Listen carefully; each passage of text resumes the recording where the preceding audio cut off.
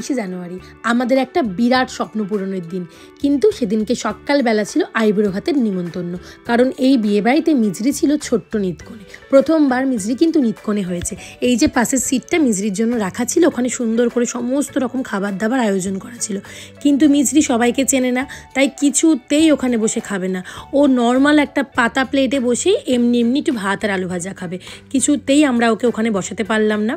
তাড়াতাড়ি করে ওখানে সমস্ত কিছু মিটিয়ে চলে এলাম বাড়িতে, সবাইকে নিয়ে বেরিয়ে পড়লাম গাড়ি আনতে। এত আনন্দ হচ্ছিল আমাদের সববার যে আমরা নতুন গাড়ি আনতে যাচ্ছি। মিজরি তো সারা দুপুর ঘুমায়নি, আর এই যে পিছনে বসে হাত নাড়াচ্ছে। আমি, আমার শাশুড়ি মা, আমার মা, বাবা, কাকিমা সবাই মিলে গেছিলাম গাড়ি আনার জন্য। তো মিজরি তো এক্সাইটেড ছিলই, আর বাবা মারাও কিন্তু খুব খুশি হয়েছিল। সত্যি কথা বলতে আমাদের জীবনে আমাদের বাবা মাই হচ্ছে সবথেকে বড় সম্পদ। তাই আমাদের যা কিছু হয় তোমরা দেখেইছো, আমরা ভীষণ ফ্যামিলি ওরিয়েন্টেড। আমরা পরিবার ছাড়া কোথাও ঘুরতেও যাই না, পরিবার ছাড়া কিছু বুঝিও না। তাই পরিবারের সবাই মিলে আনন্দ করতে খুব ভালোবাসি। মিজরিও গাড়ি আনতে যাওয়ার আনন্দে প্র্যাকটিস করছিল কীভাবে ও গাড়ি চালাবে। সামনে বসে সমানে ড্রাইভার কাকুকে দেখে দেখে ও গাড়ি চালাচ্ছিল। তারপর সবাই মিলে হই হই করতে করতে গান শুনতে শুনতে পৌঁছেই গেলাম একদম গাড়ি আনতে। সেখানে গিয়ে সবাই একসাথে গাড়ি ওপেনিং করার যে কী আনন্দ, ভীষণ খুশি হয়েছি। মায়ের আশীর্বাদ ছাড়া আজকে আমরা এই দিনটা আসতোই না। আমাদের জীবনে সব কিছুই হয়েছে মায়ের আশীর্বাদে। আর বাবা মাকে পাশে নিয়ে কোনো কিছু করার একটা আলাদা শান্তি। জীবনে বাবা মার থেকে বড় কিছু হয় না, তাদের মুখে হাসি ফোটাতে পারার মতো খুশিও আমাদের কাছে কিছু লাগে না। এটা মনে হয় যে বাবা মার জন্য যদি আমরা একটুখানি কিছু করতে পারি আমাদের জীবন ধন্য হয়ে যাবে। আর মিজরিও সেই আনন্দটা এখনও হয়তো বুঝতে পারছে না অতটাও, তাও ও খুব মজা পাচ্ছে। ও নিজে নিজে গাড়ি চালাচ্ছে। দাদু ঠাম্মি, দিন্নি, দাদাই সবাইকে নিয়ে একসাথে আমরা গাড়িটা ওপেনিং করলাম, অনেক ছবি তুললাম। আর শোরুমের দাদারাও ভীষণ আমাদের ভালো ছিল, ওরাও প্রচুর হেল্প করেছে সমস্ত ব্যাপারে।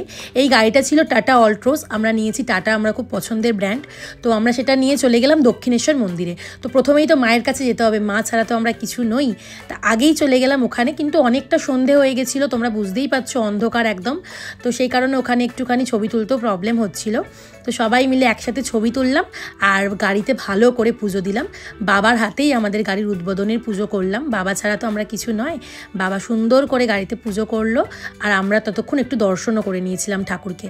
তারপর বাবা নারকেল ফাটালো, যেভাবে যেভাবে গাড়ির যা যা করতে হয়। মিজরি এত এক্সাইটেড ছিল সবাইকে প্রসাদ দেবে বলে, ও নিজে নিজে সমস্ত প্রসাদ নিয়ে সবাইকে হাতে দিতে লাগলো। ওখানে যারা ছিল সবাইকেও দিচ্ছিল। তারপর বাবা খুব খুশি মনে সুন্দর করে নারকেল ফাটিয়ে গাড়িটাকে পুজো দিল। দেখতেই পাচ্ছ কি সুন্দর লাগছিল সমস্ত কিছু।